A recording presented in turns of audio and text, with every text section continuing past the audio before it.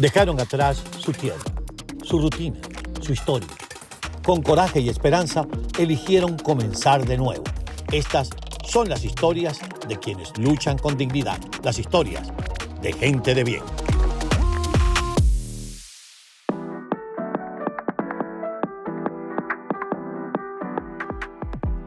Hoy, otro personaje nos abre su alma. Nos cuenta cómo su vida cambió, cómo pasó de los lentes, las cámaras y los reflectores a enfrentar espejismos económicos, golpes de realidad y aterrizajes forzosos que sacuden hasta la vocación. Pero no se rindió. Hoy, desde la experiencia y la empatía, orienta, motiva, acompaña a otros en sus propios caminos. Hoy nos topamos con otra historia de lucha y de reinvención. Es la historia de Vicente Pasariello. Es otra historia de gente de bien. ¿Por qué emigrar? ¿Por qué venirse a los Estados Unidos, Vicente? Qué buena pregunta, y lo mío fue un caso muy extraño. Yo tenía una agencia de modelaje dentro de una agencia de publicidad en Venezuela llamada Promo Publicidad. Y su dueño, un argentino, por el cual le debo que me viene para acá, llamado Rubén Blanco, pues en su oficina, él tenía prácticamente cerrada la agencia, estaba pasando por un proceso emocional difícil y tenía prácticamente cerrada la agencia, por eso me permite alquilar dentro de su agencia de publicidad un cubículo para yo poner mi agencia de modelaje que se llamaba BP Producciones. Y un día me dice, año 1994, me dice, van a venir unos cambios políticos y económicos en Venezuela. Y yo estaba pensando de que podríamos tomar esto como una oportunidad multimillonario. Podríamos tener esto como una oportunidad para ir a aprender inglés. Y estaba pensando de irme a Boston a estudiar a Babson College. Si quieres te vienes, tú te encargas de pagar, yo pago la casa, mi carro, y tú te encargas de pagar tu comida y tus cosas y aprendes inglés. Tú que sabes inglés, estudiaste en el CBA, pero lo modificas. Y yo inmediatamente la reacción, Carlos, fue, no, estás loco. Tengo un papel en Venevisión, tenía en mi agencia de modelaje, ya tenía un apartamento, en fin, dije que no. Es decir, tú estabas en Venezuela cómodo, en ese momento cómodo. Diría mi abuela como la nata sobre la... Totalmente, tenía mucho trabajo en modelaje, o sea, tenía una agencia de publicidad que estaba creciendo, cada vez tenía más talento. Pero ¿sabes qué, Carlos? Esa noche no pude dormir. Y yo tengo un problema, que es problema para ciertas cosas y bendición para otras. Cuando yo te doy mi palabra y te digo sí, a mí no me importa firmar contrato, yo lo cumplo. Esa noche no pude dormir. Al día siguiente, a las 9 de la mañana, él llegó y entonces me senté enfrente de él y le dije, vamos a darle pues. Y ahí empezaron mis problemas. Vicente, lo que tú me acabas de decir es singularmente importante. Porque en el momento en que tú te vienes no existía en Venezuela la situación que hoy existe. Y como tú me acabas de decir, tú fuiste quizá uno de los modelos más cotizados durante un espacio de tiempo bastante amplio, bastante grande. Hiciste las grandes marcas de Venezuela y además hiciste los grandes íconos de modelo masculino y femenino que había en Venezuela, porque hacer la cuña de Belmont, para hacer la cuña de Belmont tenías que tener un prestigio como modelo y unas características especiales, y tú las hiciste. Para hacer la cuña de Romano también, porque además tenía que tener un tipo muy especial. Después que tú pisas esos dos escalones, pudieras decir, estoy colocado como modelo. Pero con eso, aún así, decides la aventura de emigrar. Y me dice, ahí empezaron mis problemas. Sí. Ahora yo te pregunto, en estos años, no digamos cuántos, de migración, ¿tú recuerdas cuál fue el día más duro, más adverso? ¡Wow! El día más adverso. El día más adverso. El más duro, sí. En el año 2008, cuando cae el stock market, quiebra el Lehman Brothers, yo estaba apalancado en la bolsa y ese día, solo ese día, perdí $400,000. Eso fue cuando es lo peor. La crisis financiera. Sí, del 2008. Cuando Lehman Brothers quiebra, yo estoy preparándome para meterme a hacer trading, un poco loco en mi ejecución en ese momento, porque estaba muy apalancado. Y veo la noticia Y cuando abro el mercado, cuando abro en el pre-market, ya yo estaba 300 y pico mil de dólares abajo en las inversiones que yo tenía. Tenía mucho dinero metido, pero apalancado, pues a mí me estaba yendo muy bien. Entonces yo te pregunto, ¿por qué un hombre, una persona con tu talento, con lo que habías conseguido en tu país, con ese posicionamiento como modelo, viene aquí a meterse en la bolsa de valores y hacer negocios y no a pararse frente a una cámara de fotografía o a una cámara de televisión? Claro, yo seguía haciendo eso. De hecho, estaba trabajando en Fonovideo con el señor Alfredo Schwartz, que me dio la oportunidad de trabajar. Ahora,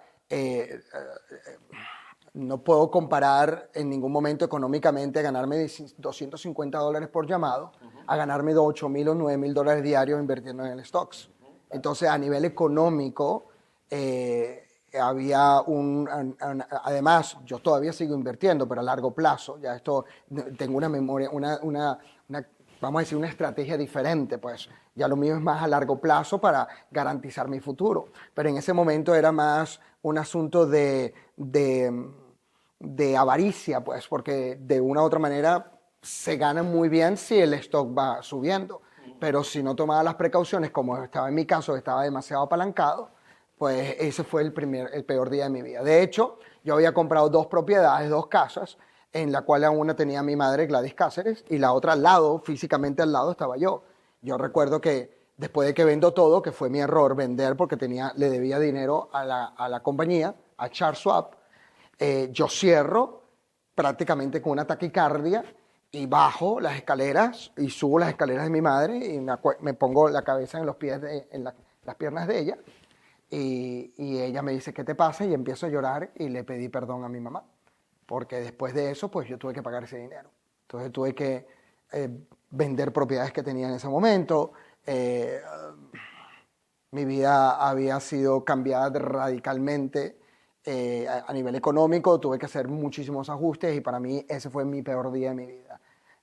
Y cuando tú llegas, no es esa época en la que muchos venezolanos estaban migrando, por el contrario, eso comenzó a incrementarse luego con la llegada del nuevo milenio y luego bien avanzado las primeras 2 décadas del nuevo milenio. Cuando no hay tanta comunidad venezolana, ¿cómo te sientes siendo migrante? Y luego lo comparas con lo que es ahora. Fíjate que para decirte cuál fue el mejor día de mi vida, cuando llegué a los Estados Unidos, yo había venido acá muy pequeño con mi padre que me había traído, tendría 8 o 9 años, pero nunca había venido a Miami, siempre he ido a Nueva York. Y llego acá y veo una realidad completamente diferente, como por ejemplo empecé a tener una comparación de Venezuela, de Caracas a Estados Unidos. Entonces empecé a comparar las carreteras, por ejemplo, o empecé a comparar en esa época que no había inflación como había en Venezuela ya en ese momento, y empecé a sentirme como pez en el agua. Y pese a que no había una comunidad venezolana fuerte, yo sí tenía un círculo de comunidad venezolana actoral, como te digo, gracias al señor Alfredo, estuve en Fonovideo. Parte del proceso de seguir con el señor Alfredo Schwartz fue que él me dio la oportunidad de, en esa época dura que tuve, de empezar a ser el director de carros de él, porque él tenía que comprar carros para dárselos a los actores, y yo fui la persona que se me encargó de manejar toda la flota que él tenía. El señor Alfredo Schwartz tenía cerca de 30 Ford Focus. Entonces me abre otro tipo de ingreso. Ya yo estaba manejándome en ese aspecto de venezolanos, aunque la comunidad venezolana no era tan fuerte como es ahora en este momento. Pero siempre habían posibilidades de expanderte y de poder disfrutar lo que este país me estaba dando, que era seguridad, libertad. A mí siempre me había gustado Estados Unidos desde Venezuela, pero nunca había tenido la oportunidad de venirme. Y una vez que me vengo, 5 años después me traigo a mi madre a venir para acá, y ella también empieza de una u otra manera a hacer televisión y se la larga también su vida artística. Vamos a hacer una pausa, pero al regreso yo quisiera que habláramos entonces de tener un pie aquí, un pie allá, y si en algún momento, a pesar de lo bien que arrancaste, pensaste, no, yo tengo que regresar a Venezuela. Enseguida regresamos con Vicente Pasarielo. Somos gente de bien, luchando al sol, cargando historias, sembrando amor. Hola, mi nombre es Vicente Pasarielo y por 4 años consecutivos Mis ventas han explotado y me he convertido en el entrenador número 1 en la organización de Tony Robbins. Quiero compartir contigo el know-how. Vamos a hablar un poco de si hubo algún momento, porque estando bien, te vienes, te va bien en primera, pero a veces, el que mira, a veces tiene esos momentos en los que dices, ¿qué hago aquí? ¿Por qué no me regreso para mi país? ¿Te pasó? Sí, en varias oportunidades. De hecho, para darte la cronología exacta, yo llego a Boston y empiezo a estudiar inglés en un colegio carísimo, Babson College, y ya como en el llegué en noviembre, ya como en el mes de febrero, enero, el frío era tan brutal que yo decido venirme a Miami y mi primer trabajo me lo da mi primo, José Pasarielo, que tenía en ese momento Pass Rent a Car. Ellos cierran Pass Rent a Car y abren un rentacar llamado Advance Auto Rental y yo empiezo a lavar carros en esa rentacar teniendo una novela en Venezuela. Tú tenías una novela en el aire y En lavabas Venezuela. carros En Estados Unidos. Sí, lavaba carros en Miami. De hecho, tuve a veces la situación de encontrarme con personas que me decían, pero si te acabo de ver en una novela en Venevisión y tú estás aquí lavando carros. Y le dije, sí, bueno, esto es lo que me tocó. Y estuve 3 años de mi vida, que de hecho lo cuento en mi historia cuando hago las charlas con Tony Robbins, de decir, bueno, el rentacar de mi primo cerró y yo tuve que reinventármela de nuevo, menos mal. Cuando cerró el rentacar, ¿qué hiciste? ¿Ah? Cuando cerró el rentacar, ¿qué hiciste? Yo creo que fue el mejor día de mi vida porque ese día no pude dormir, pues. Ese, como dice mi abuela, el mamonazo que te dan en la frente. Sí. Reacciona y tienes que comenzar para adelante. Sí, lo que pasa es que me pasó algo, que es que me voy a mi casa, mi primo me dio $300, me voy a mi casa, me acuerdo que vivía en una comunidad de adultos en Aventura con mi mamá en ese momento y me quedo en la cama sin poder dormir y empiezo a cambiar canales de televisión y veo a un infocomercial de Tony Robbins y esa es la razón por la que uno dice, Dios tenía un camino para mí. Y entonces veo el infocomercial y me quedo viéndolo y ya yo había leído Tony Robbins en Venezuela en el año 1993 en su libro que se llama Poder Sin Límites y había escrito un cheque que decía del Banco República. ¿Te acuerdas del Banco República? Banco República. Por ahí le pagaban a los empleados de Radio Caracas. Exactamente, le pagaban a mi mamá en el Banco República, exactamente. Y pongo Tony Robbins $2,000 y lo pongo dentro del libro. Y ya yo me había acordado que lo había visto. Y cuando lo veo en persona y veo que tenía que estaba vendiendo un producto, pues compro el producto. El producto era de mejoramiento personal. Se llamaba Unlimited Get the Edge. Y empiezo a escuchar eso y empieza a cambiar mi manera de pensar y a ver oportunidades en otras cosas. Es allí donde tomo la decisión de ir al evento de Tony Robbins y de ahí mi vida cambia completamente en el proceso que estoy haciendo en este momento. Es lo que nosotros o llamamos siempre reinventarse. Es decir, sí. Ese muchacho, ese joven que se paraba frente a una cámara y simplemente miraba sí. y el director del comercial decía, Como John Holden. esa es la mirada que quiero para vender camisas, para vender zapatos, para que las muchachas suspiren frente al televisor. Ese mismo que vino con una novela, ese mismo que de pronto estaba lavando carros y tenía una novela en Venevisión, tuvo como un llamado y dijo, espérate, el camino es este. Exacto. Ahí es donde comienza el Vicente Pasarielo motivador, el conferencista, el coach, el que comienza a ver la vida y a enseñarnos a ver la vida de otra manera. Ahí es en el momento en que Vicente Pasarielo, el conferencista y el coach, toma acción, porque cuando muere mi padre a los 14 años, mi madre me lleva a un curso de mejoramiento personal en Venezuela de José Silva llamado Silva My Control, Control Mental Silva. Desde los 14 años yo tengo esto. Ahora, lo hacía ad honorem. Yo me reunía con las modelos en los comerciales de televisión o con los amigos, los ayudaba en el proceso y me leía libros, me leí Connie Méndez de arriba para abajo y todo lo que existía me lo leía. Ya había empezado desde ese, pero no lo había producido materializado, pues. Okay. ¿Te llega ese llamado? Me llega ese llamado. ¿Y cómo empiezas entonces a decir, ahora, ¿por dónde empiezo? ¿Qué hago? ¿Empiezo a poner un aviso en la prensa, doy conferencia? No, eso no se hace. Es decir, ¿cómo decides, voy a emprender esto? Claro, muy buena tu pregunta. Recuérdate que hay una frase de Charles Darwin que dice que no sobrevive el más fuerte, sino sobrevive el que más rápidamente se adapte a los cambios. Yo seguí con el rentacar, con otro rentacar de mi primo, que después, 15 años después, monté el mío. Empecé a combinar las dos cosas. Entonces, hacía charlas gratis en Fonovideo y hacía charlas gratis donde fuera, con tal de empezar a tener personas. Empecé a mi mamá a hacerla como coach. Mi primera víctima, vamos a decir así, fue mi madre, y a ella le hice el primer coach. Después empecé a hacer coach gratis y después empecé a cobrar $50 por hora. Entonces la gente que le daba el coach gratis se sintieron que no podían y se fueron. ¿Siempre entre venezolanos, Vicente? La mayoría sí. ¿En algún momento sentiste que alguien pudiera, no sé, decir, ¿y de cuándo acá este venezolano así? Este venezolano coach. ¿Sentiste en algún momento expresiones de xenofobia? Oh, bueno, no, generalmente no te lo dicen de frente, Pero lo sientes. pero claro, y todavía hay gente que, porque de una u otra manera le tiran piedras a los árboles que tienen frutos, no a los que están secos. A mucha gente me decía modelito. Por ejemplo, Seriani, que lo quiero mucho y, o sea, le tengo admiración y nos conocemos y me ha ayudado en el proceso. El primer día que hice la primera entrevista con Seriani, yo me senté al lado y él dijo, otro motivador más, porque al final hay muchísimo de esto en el renglón. Y yo me acuerdo que me sonreí con él y le dije, sí, pero este es diferente. Este sí estudió. Y entonces se rió y varias veces me invitó a su programa.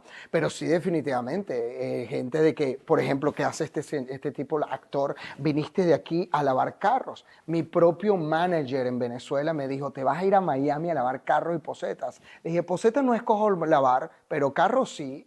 Y como mi primo tiene un rentacar de carro, pues voy a aprovechar la oportunidad. Pero de lavar carros me convertí en rental agent. De rental agent me convertí en director general. De director general abrí una oficina en Miami Beach donde yo era el gerente general de esa oficina y a veces hacíamos más dinero que la oficina principal estando en Miami Beach. O sea, que no importa dónde empieces, importa lo que tienes por dentro y las ganas de adaptarte a la realidad. Ese refrán que dicen, si del cielo te caen limones, haz limonadas, es completamente cierto. Ahora, tú te traes a una figura, a un ícono de la actuación en Venezuela, Gladys Cáceres, tu madre. Te la traes para Miami cuando tu mamá en Venezuela simplemente se la podían pelear todos los productores y todos los canales para tenerla en un reparto. ¿Por qué le haces eso a tu mamá? Buena pregunta. De hecho, mi hermano una vez me lo comentó, teniendo ya, mi mamá tendría cuando vino 80 y pico de años. Yo creo que mi madre, ella sale de Cuba, cuando en Cuba ella era también una creación de una diva, pues cuando su compañía de teatro la trae a Venezuela. Yo creo que mi madre tenía esa parte de emigrar metida en el sistema neurológico. Lo que pasa es que cuando mi madre viene, fíjate cómo es ella tuvo la oportunidad inmediatamente que llegó de trabajar en las telenovelas que empezó a hacer el señor Alfredo Schwartz. Por eso estamos tan agradecidos con él. Ella empieza inmediatamente y ella, aunque ella podía quedarse con el ajuste cubano, ella decide rechazar el ajuste cubano y sacarse la visa por extranjero con habilidades extraordinarias, porque de inmediatamente le dieron la posibilidad de trabajar y mi madre empieza a trabajar en las novelas aquí en los Estados Unidos que se vieron por toda Latinoamérica y todo México y empieza a desarrollar su carrera nuevamente. Eso es una verdadera bendición. Vamos a hacer una nueva pausa y al regreso vamos a empezar a ver el retrovisor y el parabrisas. Dale. Es decir, vamos a ver por lo que he pasado y dónde estoy, cómo he construido, cómo me he reinventado y lo que nos falta. ¿Y qué le dice a la gente que está llegando? Al regreso con Vicente Pasaquero. Somos gente de bien, luchando al sol, cargando historias, sembrando. Quedamos en que vamos a ver ahora la historia desde el retrovisor y también por el parabrisas. Por el retrovisor, cuando tú te ves por el retrovisor y ves en ese año en el que llegaste para iniciar en los estudios de inglés, todo lo que te pasó, lavar carros, ir a una, ir a otra, ese tanganazo que te da la vida y te dice que te orienta, ¿qué evaluación haces? Porque luego aquí te casaste, tienes una familia hermosa, tienes 2 hijas estupendas y sigues creciendo. Sí. Ese es el parabrisas. Vamos a ver el retrovisor primero. Agradecimiento. Ese día nefasto de la bolsa me hizo entender a mí que yo me podía morir de un paro cardíaco. Es porque estaba tan sobrevaluado con respecto a lo que estaba haciendo que aunque ganara dinero no estaba viviendo una vida feliz. Ese golpe me hizo darme una vuelta diferente y empezar a enfocarme primero en mi salud física y mental.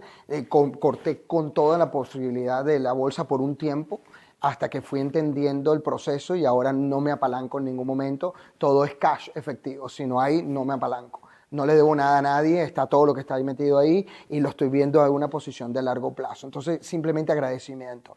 Agradecimiento también de que yo en Venezuela viví desde las tablas, desde que nazco, y la admiración de la gente desde que estoy en una cuna.